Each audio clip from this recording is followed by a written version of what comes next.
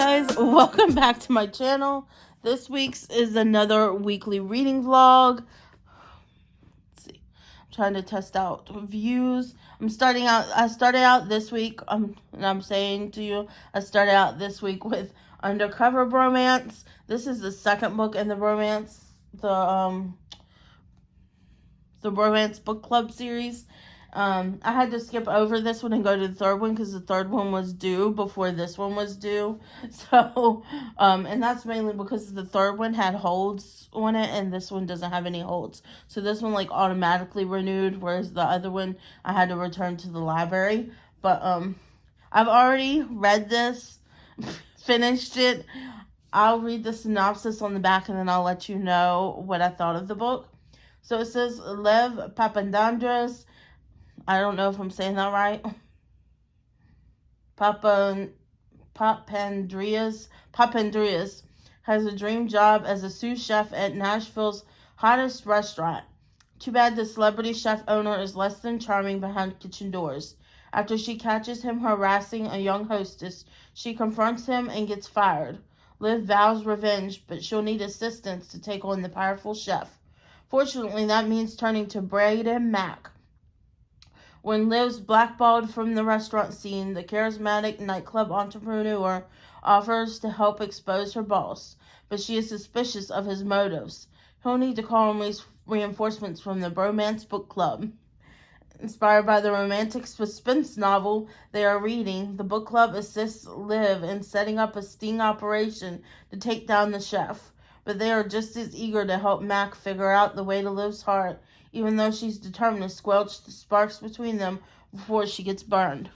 So this one makes perfect sense if you read it after the very first book, because Liv is Hannah's sister, and she's in a lot of the first book, which is funny because I did not like her in the first book. I thought she was super annoying. She was always trying to keep Hannah and Gavin from fixing their marriage, trying to get her to divorce him and just move on when Gavin was trying desperately to fix the marriage.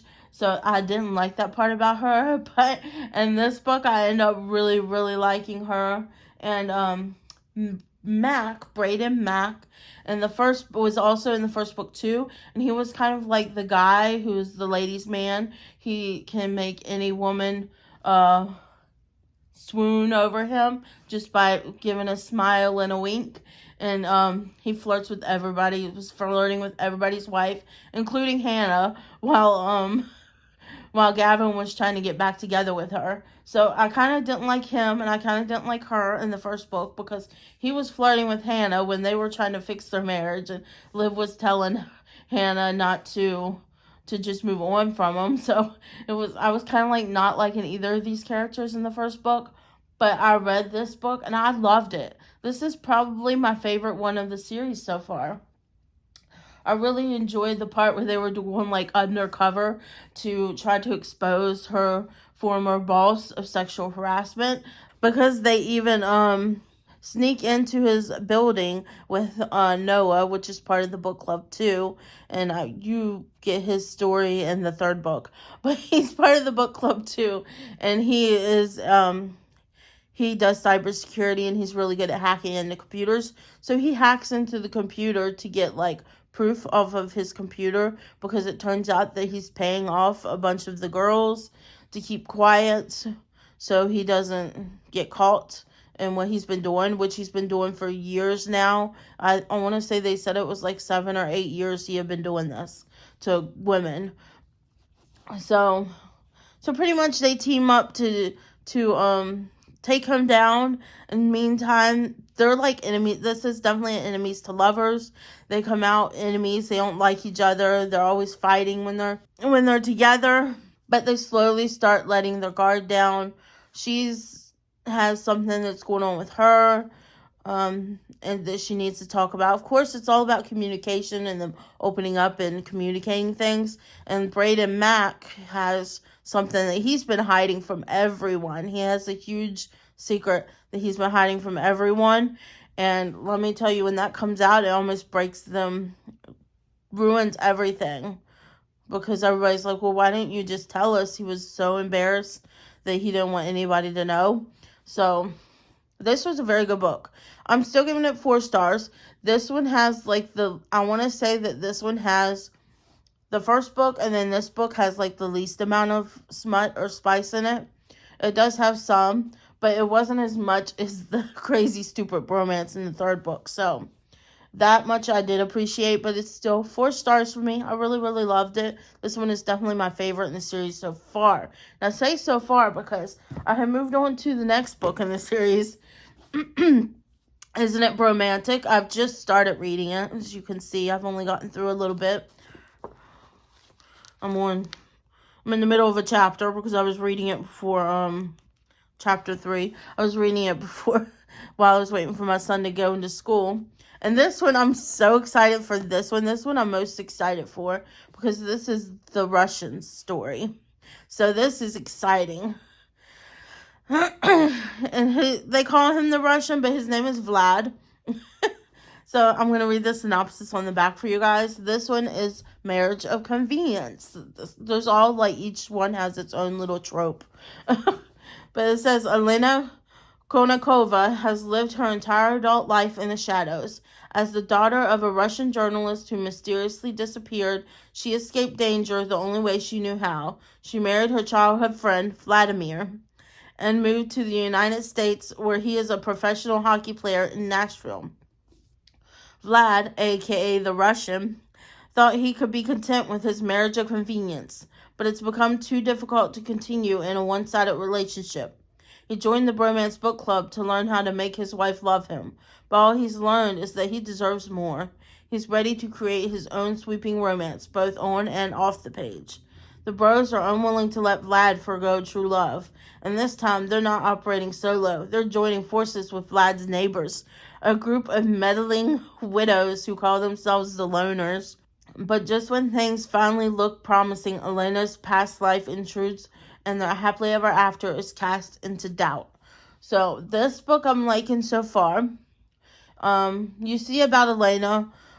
You don't see much about Elena in the other books. He talks mainly about her in the Crazy Stupid Bromance book, which is the book before this, and she appears at the end of the book, but we have yet to get to know Elena as a character. We just know that he's married, and nobody's ever met her. So, right now, she got married to him so she could move to the United States and get, a degree in journalism. She wants to pursue journalism like her father, even though that's not what he wanted her to do. But it turns out that he was working on a journalistic thing, and something happened during his investigation into what he was working on, and he ended up, I guess he was killed or something, and she wants to start investigating what he was investigating when he died to find out what happened to her father. So that's why she's pursuing journalism, and that's pretty much what's going on with her. Poor Vladimir. I didn't realize that they were childhood friends, so this is probably gonna be like a childhood friends to lovers, marriage of convenience type thing. But yeah, poor Vlad. He wants to find somebody to love. He talks about finding. I've only been a little bit in the beginning of this book, but he talks about being jealous of all of the other guys in the Bromance book club, finding love, seeing them with their girlfriends and their wives, and he wants that for himself. But he feels like he's never going to have that for himself because he's with Elena and the marriage of convenience. He had called her up after the last book, called her up and said that he wanted the marriage to be real. He wanted to really try with the marriage, and they had already been married 6 years, I think. And they hadn't really tried at their marriage. So he called her and he said, I really want to try at the marriage. I want to give it a go for real and see how it works. Well, she ends up showing up in the end of the book, like I was telling you in the end of the last book, and talking to him, and she ends up winning a divorce instead because she's almost out of school. She's getting ready to graduate, and she wants to go back to Russia to, like I said, to pursue the case that her father was working on when he died. So that's what's going on here. I don't have anything more other than this. So Yeah, this book so good so far. I'm very curious as to what the case was and what it's all about that her father was working on when she died. So this seems like it's going to have a little bit of a mystery in it. Um, so yeah, I'm pretty much liking it. I have anticipation that this is going to be my favorite of the series, but so far Undercover Bromance is winning out. So Vlad, I didn't mention, Vlad is a hockey. He's in the NHL, so he's pretty popular. And he's well off, of course. But yeah, I'm gonna go ahead and let y'all go so I can continue reading this because I need to know what's going on here. I haven't read that much. Like I said, I'm only on chapter 3. That's as much as I got out of the book in 3 chapters. It's a lot already. So, yeah. I'm going to go ahead and continue reading, and I'll probably check back in with y'all once I've finished the book. So, I'll see you guys.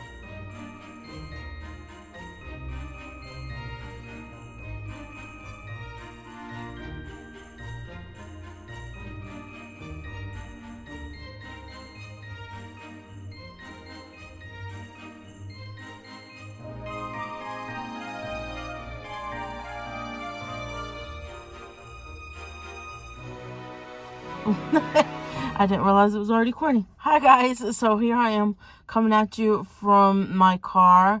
It's almost time for me to get my son. I have like a half an hour. I just finished reading Isn't It Bromantic? This is the Russian story. I do have you like sitting in my steering wheel car right now. Let's see. That's not really any much better, but I do have you sitting because I am surrounded by people who are sitting in their cars also waiting for the children to get out. So I'm kind of being a little conspicuous here, but I had to come in and talk about the story. This was like my most anticipated book when it came to the romance book club because I love the Russian. He was so much the really soft-hearted a man in the series. He was very emotional and in touch with his feelings and had just such a big giving heart, and he was very much the comedic relief. I really, really enjoyed this book. It probably had the least, I want to say it had the least spice out of all the books besides the first one. But yeah, it might even had less spice than the first book, which I really enjoyed, actually. There was only like a few, it wasn't as long or as detailed as some of the other books. So I really enjoyed that. This was so good. It had, so it centers around Alina, which they've been childhood friends. They grew up together in Russia. Her father died. He was a journalist. He was captured and killed because he was researching a story about child trafficking, and that's really big in Russia. And he was trying to find out, I guess, who was running it and all of that. But he got killed when he was investigating it. And all this time, Elena has been going to school to be a journalist because she wanted to investigate it too, to find out who it was, to kind of finish what her father started, in a sense. So in that sense, she literally doesn't tell anything to the Russian Vlad. Vladimir until like the very end of the book. So, and in this book, she doesn't come back to see Vlad until he's in the hospital because he got hurt. He got injured playing hockey. And his there was like one of the qualifying games before they could go to the finals to go to the trophy. What is the trophy for hockey? I'm blanking. The Stanley Cup. So he was going there. His hockey team was getting close to being in the championships for the Stanley Cup, and he gets hurt. He breaks his tibia, I think they said. So Elena, she gets a call from the doctors at the hospital because she's an emergency contact for him because she's the wife. So she gets the call and she comes rushing to the hospital and agrees to stay and take care of him just until he gets better. At this point, they're estranged. They've only ever kissed on their wedding day, and they haven't done anything else. They haven't kissed since then or nothing.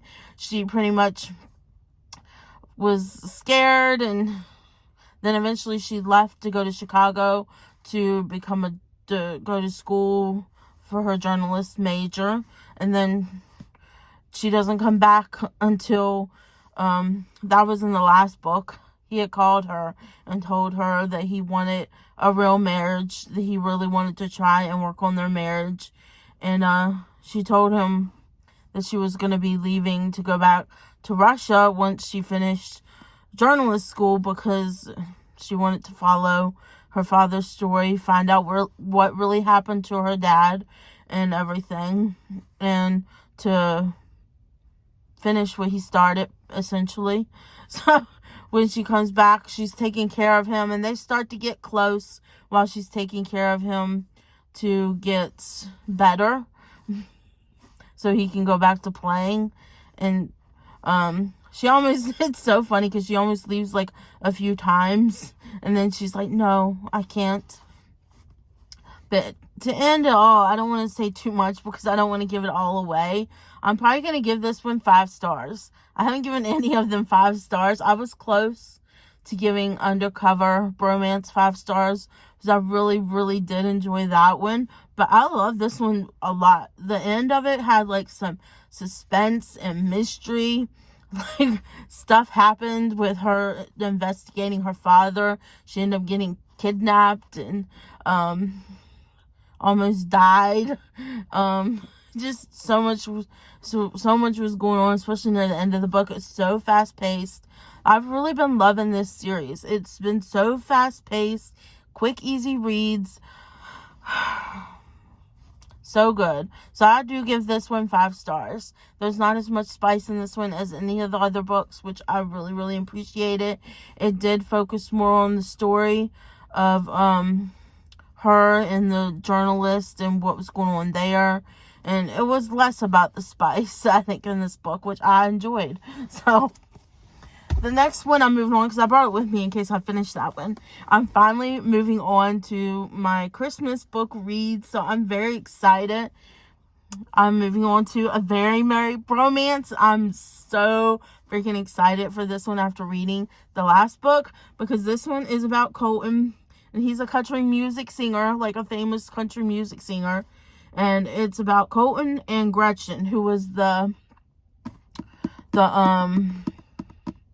immigration lawyer that was in this book. So it's Colton and her story. And here, let me read the synopsis on the back for you guys. So here it says, country music's golden boy Colton Wheeler felt the most perfect harmony when he was with Gretchen Winthrop. But for her, it was a love him and leave him situation. A year later, Colton is struggling to push his music forward in a new direction. If it wasn't about to be the most magical time of the year, and if not for the support of the Bromance Book Club, he'd be wallowing in self-pity. It's hard for immigration attorney Gretchen to not feel a little Scroogish about the excess of Christmas when her clients are scrambling to afford their rent. So when her estranged wealthy family reaches out with an offer that will allow her to better serve the community, she's unable to say no. She just needs to convince Colton to be the new face of her family's whiskey brand. No big deal. Colton agrees to consider Gretchen's offer in exchange for 3 dates before Christmas. With the help of the Bromance Book Club, Colton throws himself into the task of proving to her there's a spark between them. But Gretchen and Colton will both need to overcome the ghosts of Christmas past to build a future together. So this just sounds so good. I'm freaking excited to start reading this book. And this, ladies and gentlemen, is the beginning of my Christmas reading this month. I'm gonna do it December and January Christmas reading just because there's so many books that I have. I'm hoping some of them I can fly through pretty easy because I have a lot of like novellas or shorter Christmas stories. There's only a few that are like longer ones. These have been the longest books I've read because they've all been like 400 pages. They've been pretty long. 356 pages it says. So they've all been around that length, almost 400 pages. So, and none of my other Christmas books are this long. They're like 200 and something pages, I think. I don't think any of them are close to 400 pages. I think they're like 200 and something, maybe a little over 300. But, yes. I'm going to go ahead and start this, and I'll give you any updates. Maybe I'll put in a couple clips here if I can of me reading this book. But this will be the last book I read this week too. I'm trying to cut it off to just 3 books this week. It's me finishing off the Bromance Book Clubs. I don't know if there's going to be any more books into this series. I feel like there is a couple guys that haven't had their own book, but I'm not sure. So anyways, I'm going to go ahead and start reading this, see what chapters I can get out before my son gets out of school, and I'll give you an update sometime. I forgot to mention in the, somebody's literally staring at me right now. They're going to park right in front of me. Okay, put you back here because literally there's somebody who parked right in front of me. So, I forgot to mention in Isn't It Bromantic, I always talk about the book within the book of what the book club's reading. It's not even in the Isn't It Bromantic. It's not about the book that they're reading in book club. Vladimir is writing a book, and it's called Promise Me. He's writing his own romance novel throughout this whole book. So you get like little clippets of Promise Me, him writing the novel, but it's essentially his and Elena's story, but told in the war, and in times of war, back when the times they were at war. I don't remember exactly when was the first time. I wanted to mention that because I thought that was pretty important, that he had been writing a story, which I thought was so interesting. He was writing his own romance novel. Oh, here it is. Promise Me. Finally found it. Took me forever. So it takes place in March of 1945, 9th Air Force Base in Germany. So it was back in 1945. It's a historical romance that he's writing. And it's so interesting because it's sort of like their story, but not really. Like the woman in the Promise Me story, she's looking for her former lover who's gone missing in action, and his name is Jack, and she's talking with this new guy, Tony, who she's been falling for. And yeah, so it's kind of like a threesome. How do you call that? when it's a triangle, a love triangle. So it's kind of like a love triangle thing that he's writing in his book. But it is like, he's basically, the way he talks, it's based off of the story of him and Elena. And one of my favorite things in the book is when he's talking, he talks and like it's written like somebody who is a foreigner trying to speak English, like it's broken English. He's forgetting some words in his writing. So when I'm reading it in my head, I'm hearing like a Russian accent, and I'm hearing the way they talk with that broken English. So I know I just loved this book. I really, really loved this one. So yeah. Anyways, I had to just put that out there because I forgot to mention. I always talk about the book that they're reading within the book, but it happens to be that he's writing the book in this book instead of them reading a book in book club. They're all trying to help him figure out the story and how to end it. So it's so hilarious when they're all together trying to figure out the book. And he's like, no. That's not how it's supposed to be. He's sort of like alluding that that's not how him and Elena are going to end up. So it's very, very interesting. Really, really enjoyed this one. 5 stars. Okay, now I'm going to go back to reading my Christmas one because I just had to point that out while I was remembering it. Okay, bye guys. Hi guys, this is me coming at you from the library. I just realized I'm bringing books back because they're due, and there's some books I have on hold that it's due for me to pick up today, or they get put back on the shelf. So here I'm at the library. I don't think I ever finished updating you on my reading vlog, which is the one that's going to be going up this week, where I read my first Christmas book, The Very Merry Bromance. This book I rate it 5 stars, and if you want my full review, it'll most definitely be on my Instagram, and you can check out my Instagram. It'll be in my description box down below. I always have my Instagram, and my Goodreads is down there, everything. But yeah, I really, really enjoyed this. It was like a grumpy sunshine sort of thing. She's like the Grinch who like doesn't love Christmas, doesn't do anything for Christmas at all, and he's like Santa Claus. So she wants something, it's been a while since I've read this, but she wants something from him. I forget. Oh, she wants him to be the face of her family's whiskey business, and he said the only way that he would do that is if she went on 3 dates with him, because they hit it off at his friend's wedding, which is one of the other people from the Bromance book club, Liv and Mac's wedding, and they had a one-night stand. He wanted to continue it, but she ran away pretty much. So it's a year later, and she's asking him for a favor, and he says the only way he'll do it is if she'll agree to at least 3 dates with him, and then he would sign the papers, and he would do it for any amount of money to do it. So the 3 dates, he finds out that she doesn't celebrate Christmas or like Christmas at all, so he's spending the 3 dates pretty much introducing her to Christmas. Like literally, I think the second date is her helping him put up his Christmas tree. So it's just really good. They fall in love, of course, during these 3 dates. He ends up finding out that her family is actually pretty horrible to her, and he's like one of the only ones who sticks up for her. It was a very good book. I loved it. That's why I got 5 stars. I think only 2 books out of this series got 5 stars for me. That's mainly because this one, the Christmas book, and he was a country music singer, a famous country music singer. She owns, even though her family has a famous whiskey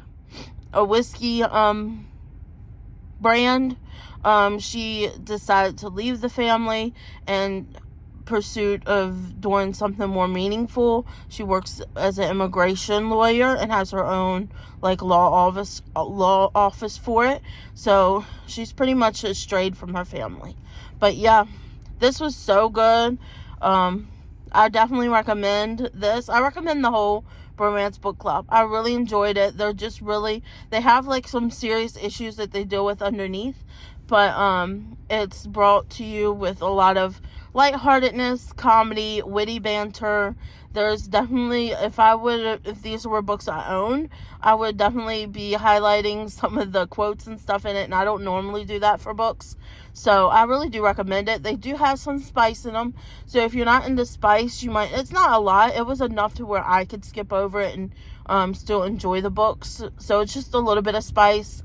But yeah, I definitely recommend it. So you guys, I hope you guys enjoyed this video. This is the end of this reading vlog week. I'm glad that we ended with a Christmas book, and now be prepared. The rest of my videos, it's going to be hard Christmas books all the way. I have some cute Hallmark cheesy rom-coms. I have some thrillers. I have a cozy mystery in the mix. So we have a little bit of everything, honestly, for Christmas. So I hope you guys will stick around, keep watching my videos. Yeah, I hope you guys enjoyed this week's reading vlog. You'll have to let me know if you've read any of the Bromance book club and what you think of these books. But yeah, if you like this video, please give me a thumbs up down below. And if you're not yet subscribed, I would greatly appreciate it if you consider subscribing to my channel. And next to the subscribe button is the bell. You can ring that to be notified of all my future uploads. And I hope you guys are having a great day, night, weekend, whenever it is you're watching this. And I'll see you guys next time. Bye, guys.